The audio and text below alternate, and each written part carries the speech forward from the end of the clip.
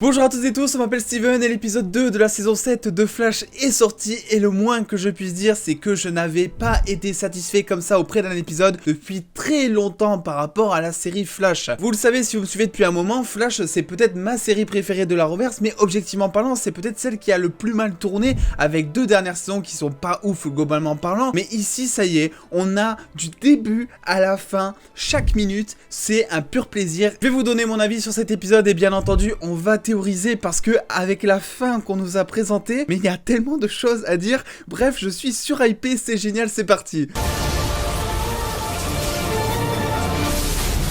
Un épisode qui a l'avantage ici de pas mettre Mirror Master en tant que grand méchant de l'épisode parce que elle en soi, y a pas grand monde qui s'intéresse à elle, j'ai l'impression. Mais non, dans cet épisode, c'est bel et bien Barry Allen, le Flash, qui est donc le grand méchant, dénué de toute forme d'émotion grâce à sa nouvelle vitesse de pensée. Et ça, dès le début, c'est que, voilà, dès le début de l'épisode, on nous dit, Barry Allen, ça y est, il a de nouveaux pouvoirs. Ça faisait excessivement longtemps que c'était pas arrivé finalement dans la série. Et du coup, dès le début, on est surhypé, on se retrouve face à un Barry Allen qui envoie vraiment du lourd au départ, et puis peu à peu, voilà, on nous fait comprendre qu'il devient un petit peu robotique, un petit peu à la Sheldon Cooper d'ailleurs de The Big Bang Theory, ça m'a fait grave penser à ça par moment. Et donc un épisode qui est totalement évolutif et qui monte crescendo au vu de la révélation de la fin, dont on reviendra un petit peu plus tard dans la vidéo. Parce que avant ça, il y a quand même des trucs, mais qui sont insane. Est-ce qu'on en parle de Caitlyn qui devient un bolide, mais c'était génial, une Caitlyn qui court hyper vite et qui en même temps balance de la glace. Bon, j'avoue que certains effets spéciaux au moment où elle court sont pas tellement très ouf, on voit que c'est de la 3D, mais bon,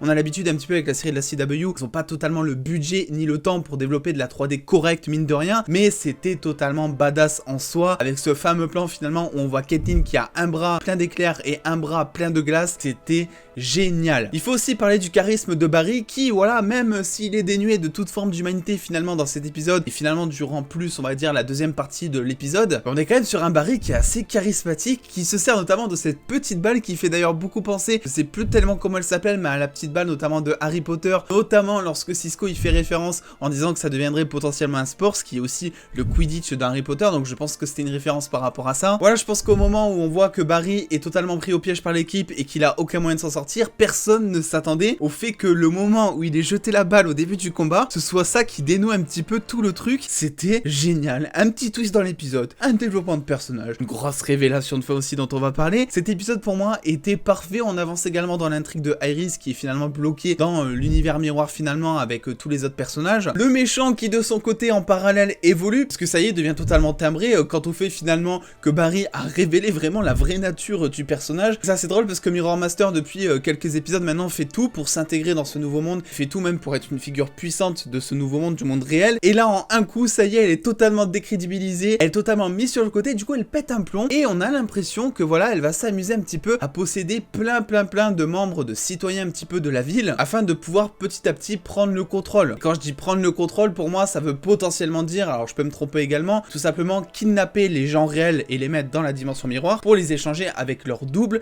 afin d'avoir plein de petits Mirror Master un petit peu partout dans la ville. J'aimerais parler dans cet épisode aussi de la prestation de Grant Gustin, donc l'interprète de Barry Allen, qui fait un travail fabuleux. On voit qu'à partir du moment où son humanité penche plus vers la version robotique de Flash, on va dire, on voit totalement un changement de gestuelle. Il a également des dialogues qui sont assez longs, qui sont assez compliqués également à dire, et qui va tout dire d'une traite, donc je trouve qu'il a fait une très bonne prestation, étant donné que c'est pas un jeu d'acteur sur lequel il a l'habitude de s'appuyer depuis le début de Flash. Voilà, on parle quand même d'un Barry Allen qui de base est très, on va dire, humaniste, qui va pleurer, voilà, qui est limite hypersensible. Là, il doit jouer tout son contraire, donc c'est-à-dire le mec qui ressent aucune émotion. Tout ça, ça va se faire à travers la gestuelle, avec des mains croisées à chaque fois. Ça va se faire par le regard. On voit très bien que Barry Allen, pendant les 3/4 de l'épisode, a un regard, mais qui est totalement vide. Hein. Vraiment, hein, si je vous dis qu'on a l'impression que c'est un robot, c'est que sur tous les sens du terme, c'est très bien joué en fait. Et du coup, avant de revenir peut-être sur quelques détails, j'aimerais parler forcément de cette fin, parce que oui, ça y est, on commence à voir des scènes post-génériques, on va dire, dans Flash. Généralement, ils font ça quand ils veulent un petit peu nous teaser la prochaine saison, ou un petit peu nous teaser le reste des épisodes à venir de la saison justement. Et là, je dois dire que je m'attendais déjà pas du tout à avoir une scène post-générique, et en plus de ça, je m'attendais, mais alors vraiment pas, à voir le retour du Harrison Wells original. Alors comment est-ce qu'il revient à la vie? Ça c'est une grande question, ça sera sûrement expliqué dans les prochains épisodes. Il y a évidemment quelques théories qu'on peut se faire, comme par exemple le fait qu'il resterait un petit peu quelques particules du multiverse dans l'air, et que finalement vu qu'il n'y a plus d'Harrison Wells qui existe dans le monde réel, qu'ils ont tous été tués dans le premier épisode, ben, ces particules seraient allées directement dans la tombe, là où est enterré le Harrison Wells original, afin de le faire revivre et afin que ces particules puissent prendre vie par exemple. Je pense que l'explication sera beaucoup plus métaphysique que ça, c'est pour ça que je peux pas trop m'étendre là-dessus pour l'instant. Il y a vraiment plein de théories, on connaît Flash et tous ces délires scientifiques, ça va être expliqué. Peut-être qu'on aura l'occasion de revenir un petit peu plus tard dans la semaine dans une autre vidéo, sur une vidéo théorie qui accompagnera un petit peu toute cette révélation de fin qui était insane honnêtement.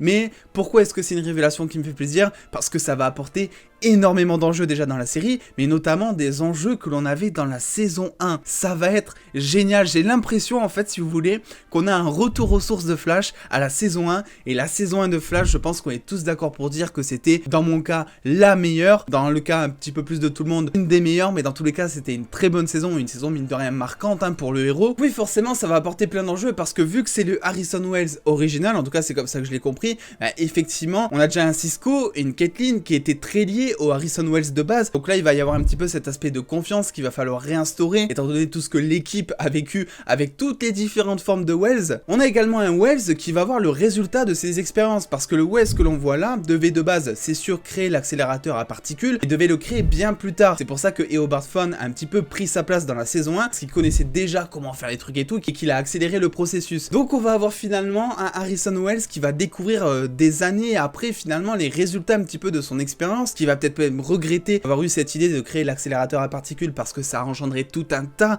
de problèmes, que ce soit sur l'ADN des humains ou que ce soit sur le multiverse en général également. Et on est surtout sur un Harrison Wells qui ne sait pas du tout que Barry c'est Flash, qui ne sait même pas d'ailleurs que Flash existe. Donc est-ce que la question, voilà, qu'on va se poser un petit peu, c'est est-ce que finalement il va découvrir de suite que Barry Allen est Flash? Est-ce qu'il va décider de révéler directement son identité? Est-ce qu'ils vont faire confiance à ce nouveau Harrison Wells qui va très certainement se montrer dans une période où l'équipe sera un petit peu dans un sens critique des choses avec Mirror Master? Il pourrait débarquer à un moment où l'équipe est en grande difficulté en amenant quelque chose de son petit cerveau magnifique afin de débloquer la situation par exemple. Bref, il y a tout un tas de théories, mais ce que je dois dire là à chaud comme ça, juste après avoir vu l'épisode 10 minutes après, c'est que vraiment cet épisode c'était vraiment du caviar, peut-être même le meilleur de la saison 6, parce que bon on est en saison 7, mais je vous rappelle que le deuxième épisode c'est quand même la suite de ce qui était prévu en saison 6 de base, vu qu'il y a eu le Covid, que ça a été rattrapé, tout ça je vous ai déjà expliqué. Et voilà, pour moi c'est un épisode qui sera hyper marquant, première fois que l'on voit Caitlin courir vite avec des pouvoirs de glace et tout, c'était totalement badass. Première fois que l'on voit Barry dans cet état également. Ils aiment bien le faire traverser par plein d'états de pensée, par plein aussi d'états d'humeur, des fois il est gentil, des fois il est méchant, notamment quand il est possédé là par le genre de Venom un petit peu de DC. Mais ce qui est sûr c'est que cet épisode envoie vraiment du lourd, et j'ai hâte un petit peu que vous me disiez en commentaire ce que vous en avez pensé, parce que c'est vrai que j'ai tout le temps pour habitude de dire que Flash me déçoit, que Flash est mal parti pour cette saison. Et là enfin, je vous dis que j'ai enfin de l'espoir pour le reste de Flash.